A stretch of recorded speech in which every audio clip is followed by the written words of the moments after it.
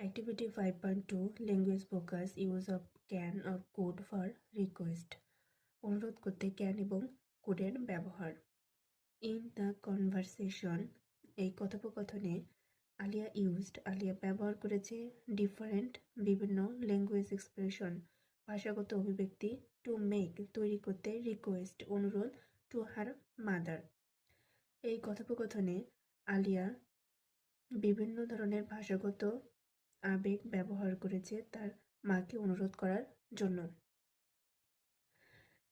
চলো দেখি কিভাবে সে তার মাকে অনুরোধ করেছে। Can you help me make the oral saline? তুমি কি আমাকে খাবার স্যালাইন তৈরি করতে সাহায্য করতে পারো? Could you help me get the water and the jug please? দয়া করে তুমি কি আমাকে পানি এবং জাগ দিয়ে সাহায্য করতে পারবে? Could you give me the salt and sugar also? তুমি কি আমাকে লবণ এবং চিনিটাও দিতে পারবে?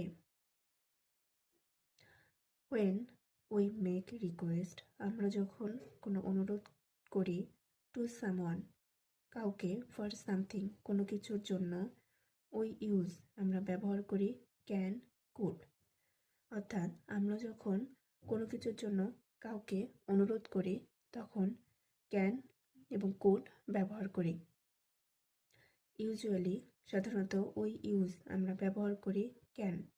আমরা সাধারণত ক্যান ব্যবহার করি ফর নন পারসন পরিচিত ব্যক্তির ক্ষেত্রে অ্যান্ড এবং কুড ফর আননোন পারসন এবং কুড ব্যবহার করি অপরিচিত ব্যক্তির ক্ষেত্রে। তাহলে আমরা এই বাক্য থেকে বুঝতে পারি আমরা কোনো কিছুর জন্য যখন কারো কাছে অনুরোধ করি তখন ক্যান ব্যবহার করি কুডও ব্যবহার করি। ক্যান কখন ব্যবহার করি? পরিচিত ব্যক্তির ক্ষেত্রে আমরা ক্যান ব্যবহার করি আর কুড ব্যবহার করি অপরিচিত ব্যক্তির ক্ষেত্রে। এক্ষেত্রে আরও একটি বিষয় জানার আছে, আমরা ক্যান এবং কুড পরিচিত ব্যক্তির ক্ষেত্রে উভয় ব্যবহার করতে পারি। অর্থাৎ পরিচিত ব্যক্তির ক্ষেত্রে আমরা ক্যানও ব্যবহার করতে পারি কুডও ব্যবহার করতে পারি। তবে অপরিচিত এবং শ্রদ্ধেয় ব্যক্তির ক্ষেত্রে অবশ্যই কুড ব্যবহার করতে হবে, ক্যান ব্যবহার করা যাবে না।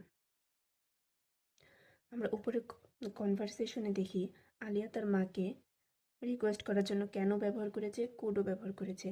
এখানে আলিয়ার কাছে তার মা পরিচিত ব্যক্তি, তাই সে তার মার কাছে কেন ব্যবহার করেছে, কুডও ব্যবহার করেছে। তবে অপরিচিত ব্যক্তির ক্ষেত্রে কোনো রিকোয়েস্ট করার ক্ষেত্রে অবশ্যই আমরা কুড ব্যবহার করব, সেখানে ক্যান ব্যবহার করব না। চলো এক্সাম্পল দেখে নিই। Examples, can I borrow your pen?